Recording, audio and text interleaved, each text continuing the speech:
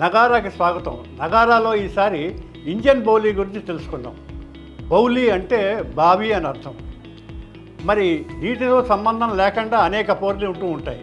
ఉదాహరణకి గచ్చి బౌలి, హరి బౌలి, రేతి బౌలి అంటూ అనేక పేర్లు ఇప్పటికే నగరంలో ఉన్నాయి.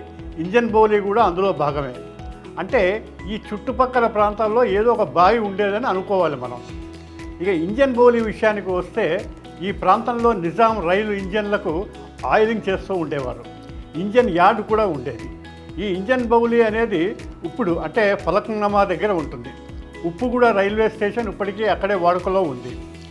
పాత రోజుల్లో ఆసిఫ్ జాహీలు అంటే నిజాంలు రైళ్లకు పూర్తిగా వ్యతిరేకం. మనుషుల్ని యంత్రాలు మోసుకెళ్ళడం ఏమిటి అన్నది వాళ్ళు చాలా సంకోచించేవాళ్ళు. మనిషి ప్రయాణం అన్నది గుర్రం మీదో, ఏనుగు మీదో, లేదా పల్లకీలోనో లేదా మనుషుల వీపు మీదో జరగాలి, కానీ యంత్రం మనిషిని తీసుకెళ్ళడం ఏమిటి, ఇది ప్రకృతి విరుద్ధం కదా అన్నది వాళ్ళ వాదన. బ్రిటిష్ వారు అప్పటికే వారి సరుకులను రవాణా చేయడం కోసం రైల్వే లైన్లు వేస్తూ ఉన్నారు.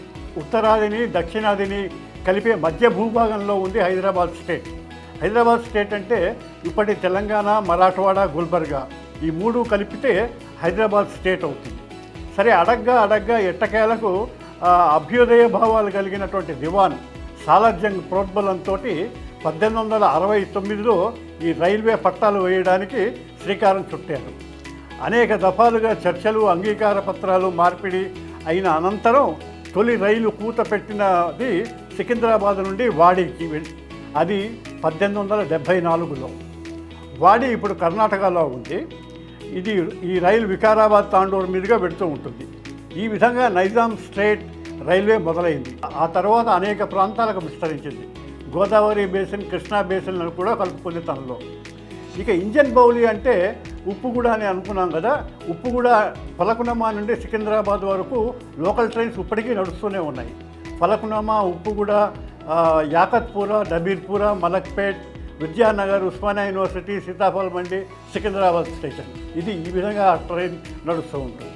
మెట్రోలు, ఎంఎంటీసీలు, ఏ బస్సులు, ఆటోలు ఎన్ని వచ్చినా కూడా ఈ ఇంజన్ బౌలీలోని ఇంజన్ నిత్యం కదులుతూనే ఉంటుంది. మరొక విషయం చివరిగా, నిజాం రైల్వే హెడ్ క్వార్టర్స్ మొదట్లో లండన్లో ఉండేది. అయితే రెండవ ప్రపంచ యుద్ధం తర్వాత హైదరాబాద్కి మరలింది. కాలాంతరంలో అంటే 1966లో ఎస్సీఆర్ అంటే సౌత్ సెంట్రల్ రైల్వే, దక్షిణ మధ్య రైల్వేగా కాచిగూడ హెడ్ క్వార్టర్స్గా ఉద్భవించింది. మరికొన్ని ఆసక్తికరమైన విషయాలతోటి మళ్ళీ కలుద్దాం. Please subscribe to the channel and download the Politicos app from the links in the description.